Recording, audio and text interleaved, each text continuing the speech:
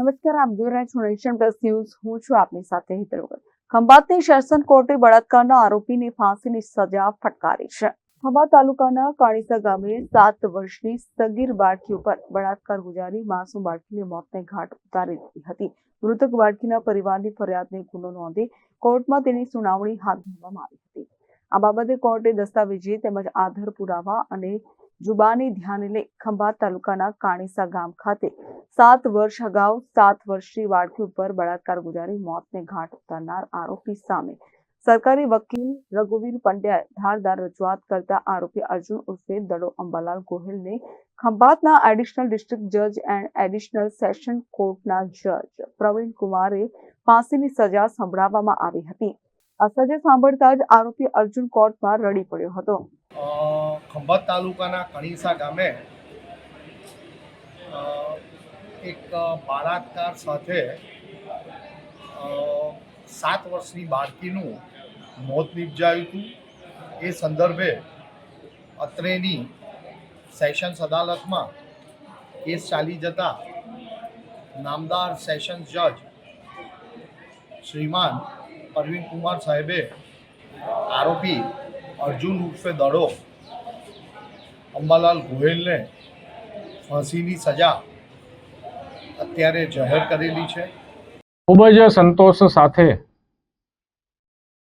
બધાને જણાવવાનું કે આજે નામદાર ખંભાત સેશન્સ કોર્ટ દ્વારા વર્ષ 2019ના એક પોક્સો રેપ વિથ મર્ડરના ગુનામાં આખરી ચુકાદો જાહેર કરવામાં આવ્યો છે અને આ ગુનાના આરોપીને રેપના ચાર્જ સંદર્ભે ફાંસી આપવામાં આવી છે અને પોક્સોના ચાર્જ સંદર્ભે પણ ફાંસી આપવામાં આવી છે.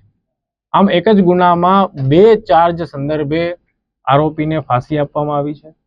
આ બનાવની હકીકત એવી છે કે વર્ષ 2019માં એક 7 વર્ષની બાળકી ઉપર રેપ વિથ મર્ડરનો ગુનો 10મા મહિનામાં દાખલ થયેલ હતો.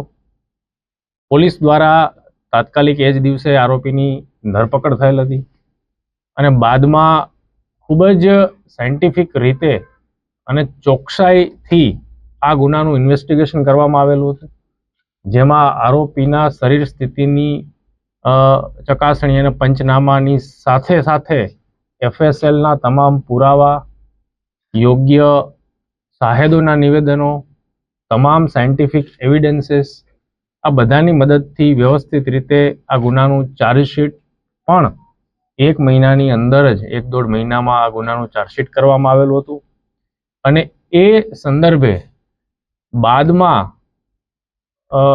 એક ચોક્કસ રીતે બહુ સારી રીતે કોર્ટમાં આ ગુનાનું આપણે પ્રોસિક્યુશન ચલાવી શકીએ એટલા માટે સ્પેશિયલ PP તરીકે વિદ્વાન વકીલ રઘુવીર પંડ્યાની નિમણૂક ગૃહ વિભાગ દ્વારા કરવામાં આવેલી હતી. સ્પેશિયલ PP શ્રી પણ અત્યારે મારી સાથે હાજર છે. એ પણ વિશેષ વાત પ્રોસિક્યુશનની અને ચુકાદાની કરશે. પરંતુ માનનીય મુખ્યમંત્રી શ્રી અને માનનીય ગૃહ રાજ્યમંત્રી શ્રી દ્વારા આ પ્રકારના પોક્સોના મહિલા અત્યાચારના ગુનાઓમાં જે 0 ટોલરન્સ રાખીને તમામ ગુનાઓમાં મેક્સિમમ સજા થાય એ માટેની જે આ ઝુંબેશ છેલ્લા 5 વર્ષથી ચલાવવામાં આવી રહેલ છે, જેમાં પદ્ધતિસરના ઇન્વેસ્ટિગેશનની સાથે સાથે કોર્ટમાં પણ યોગ્ય રીતે પક્ષ મૂકવામાં આવે પ્રોસિક્યુશનનો અને મહત્તમ સજા થાય એ માટેના જે પ્રયાસો કરવાની સૂચના મળી છે પોલીસ વિભાગને, એ માટે પોલીસ વિભાગ પણ કટિબદ્ધ છે. આવા તમામ ગુનાઓને ગંભીરતાથી લઈ સત્વરે એની તપાસ ગુણવત્તાયુક્ત થાય અને એમાં મહત્તમ સજા થાય એ માટેના પ્રયાસો કરવામાં આવી રહેલ છે, જેના ભાગરૂપે આજે આ ચુકાદો નામદાર ખંભાત સેશન્સ કોર્ટ દ્વારા સંભળાવવામાં આવેલ છે. ચોક્કસ રીતે પીડિત પરિવારને કોઈ રીતે આપણે આશ્વાસન ન આપી શકીએ એટલું મોટું જે લોસ છે એમના માટે પર્સનલી છે, પરંતુ ન્યાયના હિતમાં પોલીસ વિભાગને અને પ્રોસિક્યુશનને ખૂબ સંતોષ છે કે જે કાંઈ મહત્તમ આપણે કરી શકીએ એમ હતા એ આમાં કર્યું છે અને એમાં આપણને પરિણામ મળ્યું છે. ગુનાની અને પ્રોસિક્યુશનની વિશેષ વિગતો આપવા માટે હું સ્પેશિયલ પીપી શ્રીને વિનંતી કરું છું. Hiren Shah, Nation Plus News, Khambhat. સમાચારોના સતત અપડેટ મેળવવા માટે અમારી નેશન પ્લસ ન્યૂઝની યુટ્યુબ ચેનલને સબસ્ક્રાઇબ કરો, બેલ આઇકન દબાવો અને જોડાયેલા રહો ફેસબુક, ઇન્સ્ટાગ્રામ અને ટ્વિટર પર.